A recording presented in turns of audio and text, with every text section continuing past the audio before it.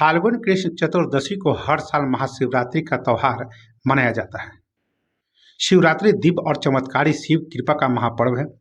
कहते हैं कि शिवरात्रि के दिन भगवान शिव को प्रसन्न करना बेहद आसान होता है। इस दिन महादेव की कृपा जिस पर हो जाए उसका जीवन खुशियों से भर जाता है। इस साल महाशिवरात्रि का त्योहार शुक्रवार को यानी कि 8 मार्च को मनाया जाएगा। हिंदू परंपरा के अनुसार इस दिन शिवजी का प्राकट्य हुआ था। शिवजी का विवाह भी इसी दिन माना जाता है। इस दिन व्रत, उत्साह, मंत्र जाप और रात्रि जागरण का विशेष महत्व बताया गया है और विशेष अभिषेक भी किया जाता है। शिवरात्रि को प्रत्येक पहर परम शुभ होती है। महाशिवरात्रि पर महादेव और मां पार्वती की विधिवत पूजा अर्चना से भक्तों को मनचाहा वरदान मिलता है। यह पूजा 4 प्रहरी में की जाती है। अधिकतर मत के अनुसार शिवजी की पूजा निशीय काल में की जाती है। तो आइए जानते हैं कि क्यों मनाते हैं महाशिवरात्रि का पर्व और इसका कहानी क्या है। तो सबसे पहले नमस्कार, आप देख रहे हैं न्यूजिरा और मैं आपके साथ विपिन। ईशान संहिता में बताया गया है कि फाल्गुन मास की कृष्ण चतुर्दशी की रात्रि में आदिदेव भगवान शिव करोड़ों सूर्यों के समान प्रभाव वाले शिवलिंग रूप में प्रकट हुए थे। ज्योतिष शास्त्र के मुताबिक फाल्गुन कृष्ण चतुर्दशी तिथि में चंद्रमा सूर्य के नजदीक होता है। उसी समय जीवन रूपी चंद्रमा का शिव रूपी सूर्य के साथ योग मिलन होता है। सूर्यदेव इस समय पूर्णतः उत्तरायण में आ चुके होते हैं तथा ऋतु परिवर्तन का यह समय अत्यंत शुभ कहा गया है। माना जाता है कि सृष्टि के शुरुआत में ही इसी दिन आधी रात में भगवान शिव का निराकार से साकार के रूप में ब्रह्मा से रुद्र के रूप में अवतरण हुआ था। प्रलय की बेला में इसी दिन प्रदोष के समय भगवान शिव तांडव करते हुए ब्रह्मांड को तीसरे नेत्र की ज्वाला से भस्म कर देते हैं। इसलिए इसे महाशिवरात्रि या जलरात्रि भी कहा गया है। इस दिन भगवान शंकर की शादी भी हुई थी, इसलिए रात में शंकर की बारात निकाली जाती है। रात में पूजा कर फलाहार किया जाता है। अगले दिन सुबह में जौ, तिल, खीर और बेलपत्र का हवन करके व्रत समाप्त किया जाता है। बता दें कि महाशिवरात्रि व्रत कथा के अनुसार चित्रभानु नाम का एक शिकारी था। जानवरों की हत्या करके वह अपने परिवार को पालता था। वह एक साहूकार का कर्जदार था, लेकिन उसका ऋण समय पर नहीं चुका सका। क्रोधित साहूकार ने शिकारी को शिवमठ में बंदी बना लिया। संयोग से उस दिन शिवरात्रि थी। शिकारी ध्यान मग्न होकर शिव संबंधी बातें सुनता रहा। चतुर्दशी को उसने शिवरात्रि व्रत की कथा भी सुनी। शाम होते ही साहूकार ने उसे अपने पास बुलाया और ऋण चुकाने के विषय में बात की। शिकारी अगले दिन सारा ऋण लौटा देने का वचन देकर बंधन से मुक्त हो गया।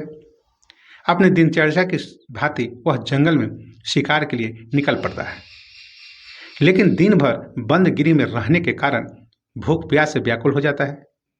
शिकार खोजता हुआ वह बहुत दूर तक निकल जाता है।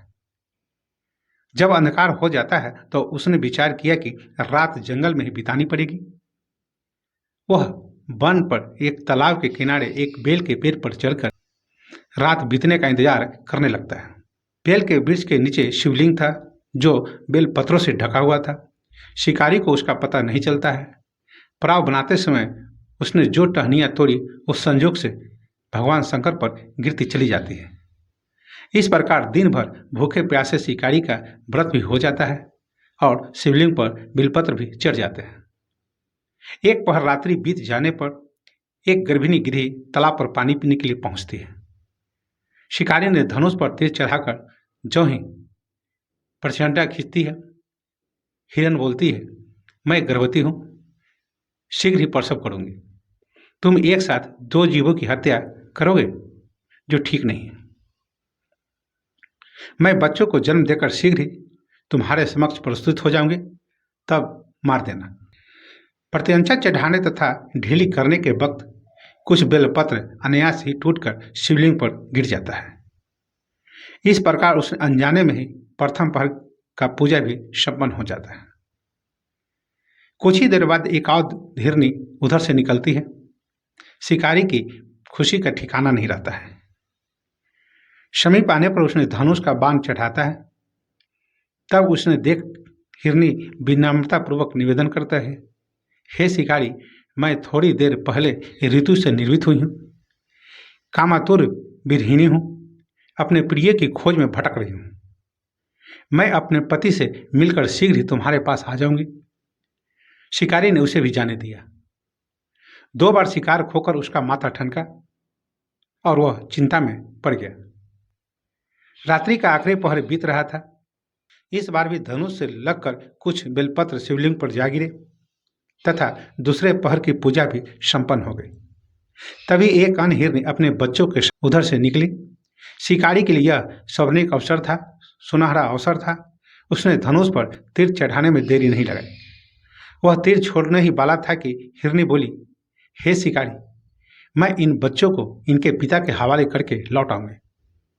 इस समय मुझे मत मारो। शिकारी हंसने लगा और बोला, सामने आए शिकार को छोड़ दो, मैं ऐसा मूर्ख नहीं। इससे पहले मैं 2 बार अपना शिकार खो चुका हूं। मेरे बच्चे भूख प्यास से व्यग्र हो रहे होंगे।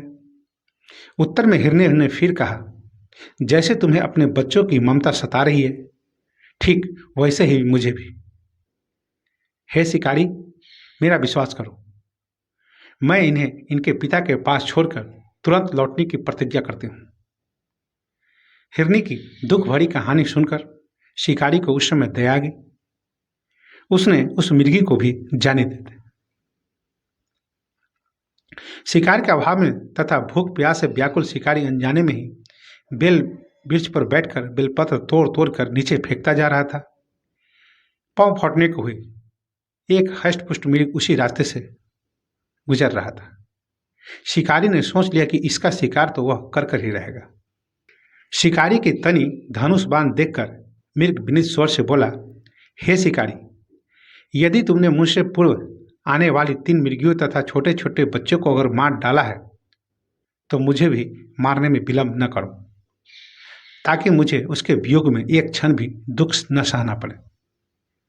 मैं उन हिरनियों का पति हूं। यदि तुमने उन्हें जीवन दान दिया है तो मुझे भी कुछ क्षण का जीवन दान देने की कृपया करो। मैं उनसे मिलकर तुम्हारे समक्ष उपस्थित हो जाऊंगा।